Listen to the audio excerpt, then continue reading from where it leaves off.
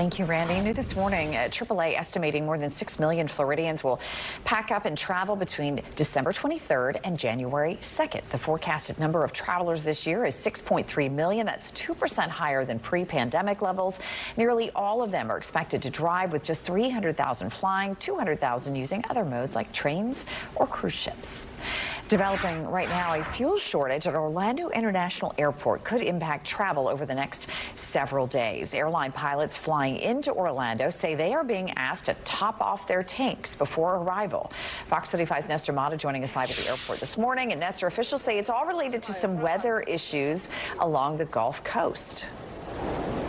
Yeah, that's right. You know, the way we're seeing is a lot of delays. That's what we've been seeing here. But I want to show you what's going on behind me. So there's long lines, and folks, of course, are trying to make their way to the right place. They don't want to miss their flight on top of the issues we've been seeing.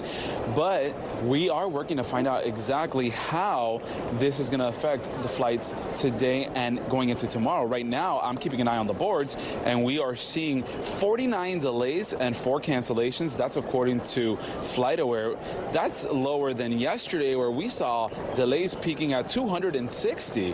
Fox 35 was the first to report that Orlando International Airport is running low on fuel to fly its planes.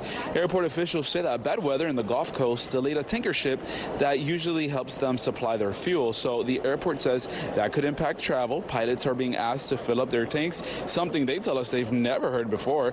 Delta also telling passengers that ongoing fuel supply disruptions may impact travel to and from Orlando.